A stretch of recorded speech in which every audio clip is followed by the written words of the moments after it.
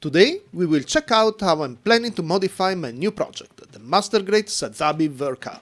We will add a lot of extra parts and weapons to find out possible problems I will have to solve before the proper customization. If you'd like to embark on this new journey with me, keep watching! Hello everyone, thanks for tuning in. What I have today is a well-known celebrity, the MG Sazabi Ver.Ka. I just snap-built it and removed the knobs. I will give it the full service, scribing, painting and more. But I really want this model to be over the top. I wonder how much stuff we can add to make it the ultimate mobile suit. Well, looks like we can add a lot. I chose these massive Gatlings that look absolutely rad. A couple of shoulder cannons that come with an action base and effects for both the cannons and the funnels.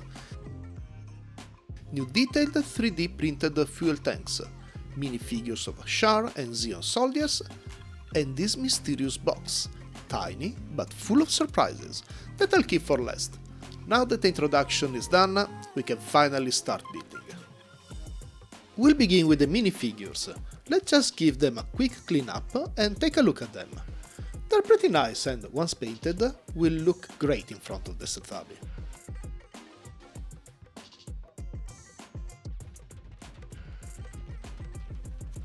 Now, let's start with the Vulcan Gatling.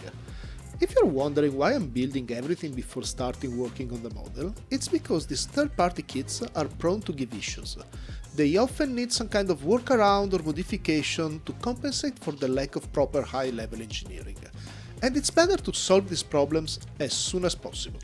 Said that, let's put them together.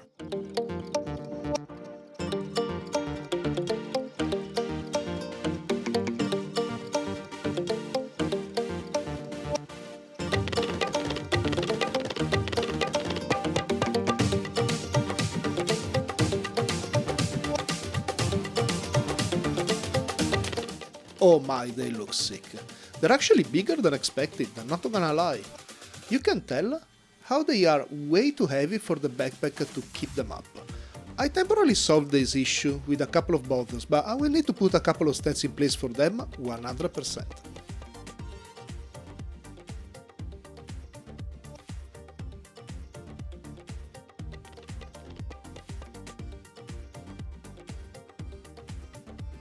Now, let's assemble the beam cannons. By the way, let me know if you like this kind of content and would you like to see more. This format is pretty new for the channel. You can like and subscribe or leave me a comment below.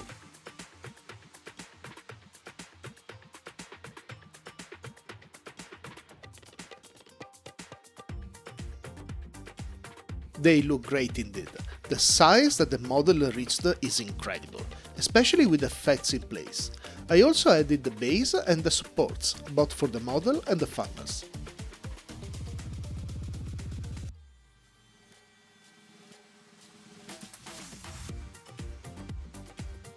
Here is where I can see the first issues.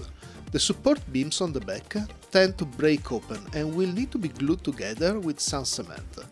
But the biggest problem is for the beam cannon. They are kept in place just by a tiny pin, and the weight is just too much for it. You can see how it's very finicky, and they fell just touching them.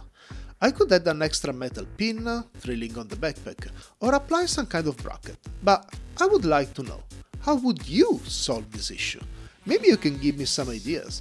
Let me know in the comments below, and maybe your solution will be in an upcoming video. Time for the fuel tanks. My main concern is if they will fit with the back support for the Vulcan Gatlings in place. So what I will do is to use some blue tack to keep them together and install one of them. The process is pretty simple. Remove the excess resin, do some sanding, and then a fair dose of all the blue tack.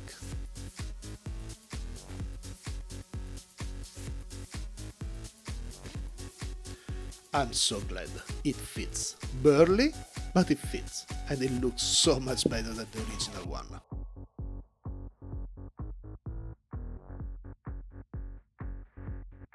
We are finally ready to open the mysterious box.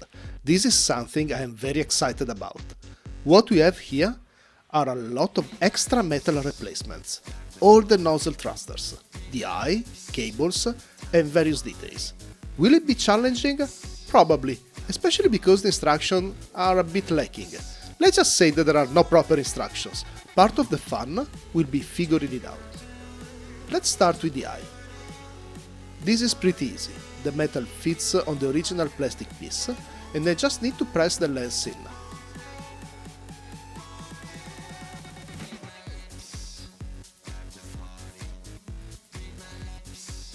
That's pretty nice, isn't it?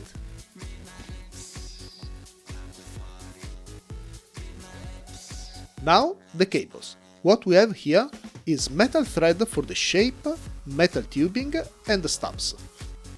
Putting them together is pretty simple. The metal thread inside the tubing and then I can slide the stubs on top. But to install it, I will need to get a bit creative. Let's start with removing the original part with the hobby knife. Then a bit of sanding to remove any excess and level the surface. And then we can drill a small hole where I want to insert the metal thread. Now that it's done, I can measure the length and cut all the excess.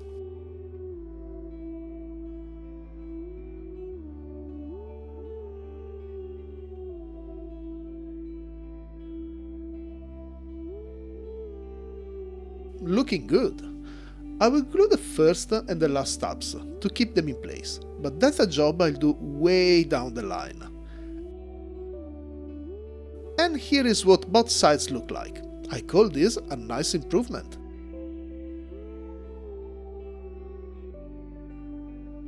The tubing on the waist will follow almost the same procedure. But there is something I want to change. I will remove both of the original tubing, but I want to drill all the way inside the part, to be able to pass the metal thread from one side to the other. I reckon it will make everything more stable. So, let's just do that. Very good. The metal thread fits, and now we can measure how much we need to cut, remove the excess, and slide in the metal stubs.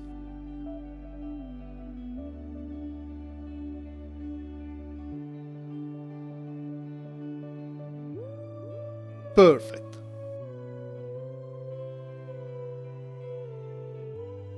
And there we go, both sides are done.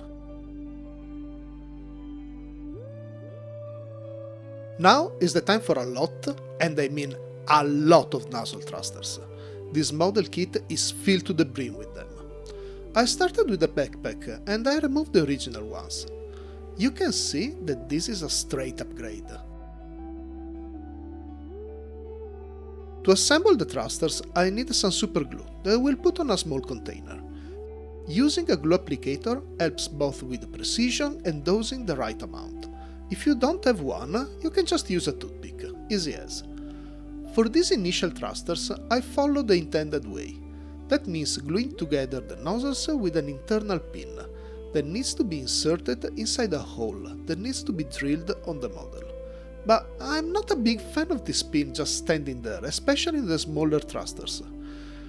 Also, some parts can't be drilled on this model without ruining internal mechanisms. So, I decided that I would make the next ones a bit differently. I will skip the pin and, instead of drilling, I will just glue them on. I trust my super glue to be super indeed. I will not show the whole process for every nozzle, because it's pretty much the same. Remove the original pin,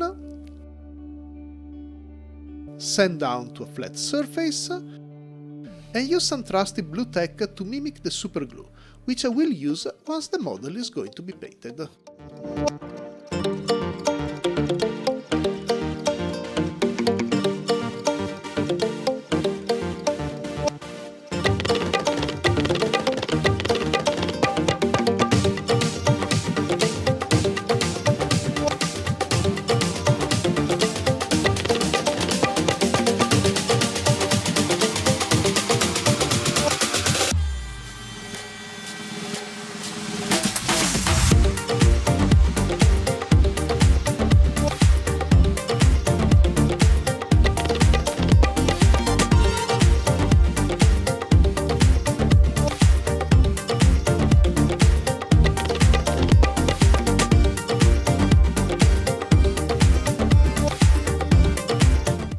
I will finish with a couple of small detail screws that need to be fit inside a drilled hole.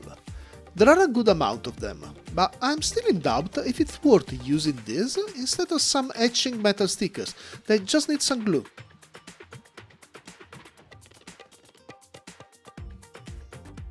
And that's the final result. I'm already picturing this bad boy with a black and red color scheme that will make the metal part shine. What do you think? Do you have some other color in mind? Maybe let me know.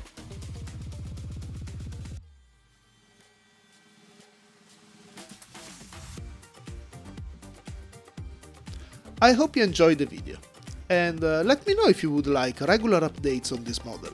This is a project that will keep me busy for the next month, I think. Thanks for watching, and see you soon.